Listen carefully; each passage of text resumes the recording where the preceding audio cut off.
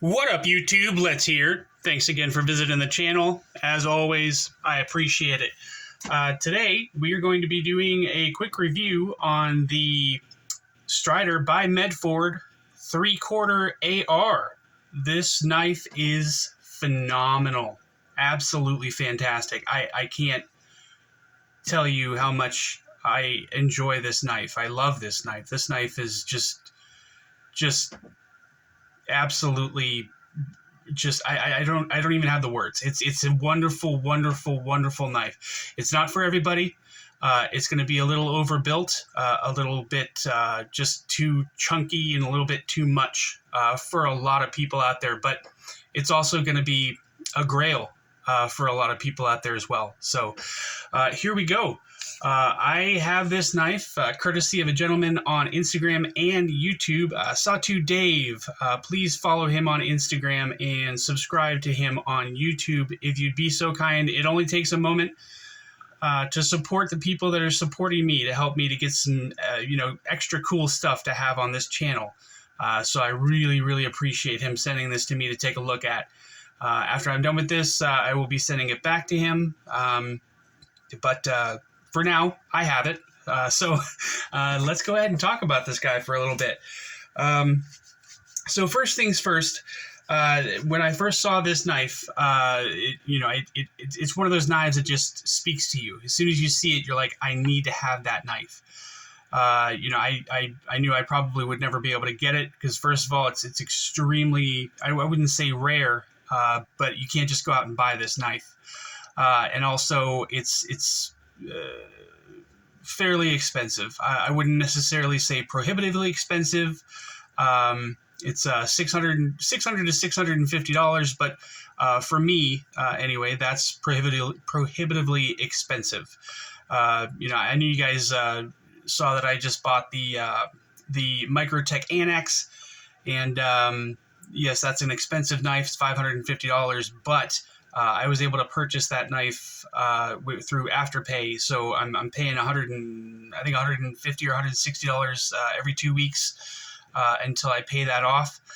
So that's a little easier to choke down than having to do it all at one time. That's what she said. So anyway, let's go ahead and get started on this guy. The first things first, size comparisons compared to the Ontario Rat1. The Rat1 is going to be just a little bit longer than this guy. The Ontario Rat2 obviously is going to be quite a bit shorter. The Demko knives, the first is AD20S. That one's going to be just a little bit longer than this guy.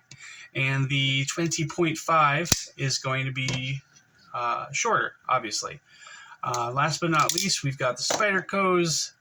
Spyderco PM2 is going to be just a hair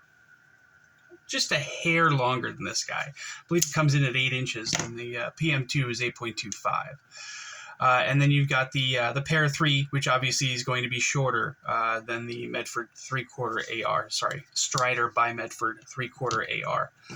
Let's get these guys closed here. Line that up. And obviously, it's going to be just about the same size as the PM2 when they're closed. The thickness on this is going to be much, much thicker than the Para 3. And as far as height is concerned, at the tallest part of the blade, it's actually a little bit taller than the Para 3. So it's going to take up quite a bit of real estate in the pocket. But if you're buying this knife, you know that, and it's not going to be a surprise to anybody who's actually purchasing this knife that it's huge in the pocket. Excuse me. Check the blade stock thickness. Make sure this guy's zeroed out first. Boy, that's filthy. Goodness, sorry. Okay, so we're zeroed out. Let's see where we are here. It was like 185, 190. 188 thousandths, right on the button there. So that's pretty good. The beautiful thing about this knife is that it's a hollow ground blade, and it drops down to a fairly thin edge, which is nice. I'm not getting that. Goodness. Gotta give it a little bit of wrist. I forget about that sometimes. Sorry about that, guys. And it's a heavy knife, but it's not super duper duper heavy. It's only 7 ounces, which I expected it to be more than that. So that's not terrible. We're looking at a blade with S35 blades, S35VN blade steel on it, which is a great steel for this particular knife. I think that's a good choice. A lot of people were, but a lot of people commented when this was reviewed by other people that, it's not an S20V or anything like that. I think that S35VN is probably the best blade steel for this knife that you can get. It's easy to sharpen, holds an edge, super rust resistant, corrosion resistant. So that's a very, very good steel for this knife, in my humble opinion. We're looking at a drop point blade here, and again, like I said, with a hollow ground, and the grind lines on this guy are just absolutely stunning. You know that I love grind lines. It's one of my favorite things on a knife, and the grind lines on this knife are just fantastic. They're just great. They look beautiful to me. There is 0 blade play left, right, up, or down on this knife. And the balance, I believe, is right behind the pivot. Yeah, that's perfect. Absolutely perfect right there. As far as hardware is concerned, this pivot here is just, I believe it's a spanner, but you can use either like a penny or a large flathead screwdriver. I would recommend putting a very thin cloth on the screwdriver so that you don't scratch this up at all. And as you can see, this is a completely hollow pivot, which is pretty cool. It's the first knife I've ever handled with a hollow pivot. So it's just a cool little aesthetic thing for me. The rest of the hardware here, you've got T8s for the body screws all the way around. And for the pocket clip, you have you have T10s for the body screws all the way around. And then there is a T8 for the pocket clip, and there's also a T8 for the lock bar stabilizer disc there. The scales here obviously are titanium, and when Dave bought this knife, it had been modified. So we're looking at titanium with a bronze anodization and a frag pattern milling on the scale, which again is just absolutely stunning. I love the look of this knife. I can't emphasize that enough, guys. Aesthetically, this is just absolutely perfect to me. The pocket clip, unfortunately, a lot of people probably don't have a big issue with it, but Strider's pocket clips, this is pretty typical for them. It's just a stamped piece of titanium with a couple of bends in it. I don't necessarily think that it needs to have more as far as the pocket clip is concerned, but we are made to feel like a lot of the knives that we get, the more expensive knives, should have some kind of a little bit more substantial pocket clip on it. It's just the sole function of this thing is to keep the knife in the pocket while it's there. It doesn't need to be anything more elaborate or anything like that. But I still kind of feel like this is just a little bit underwhelming to me.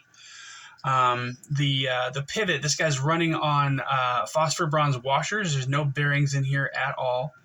And we are looking at a titanium frame lock knife.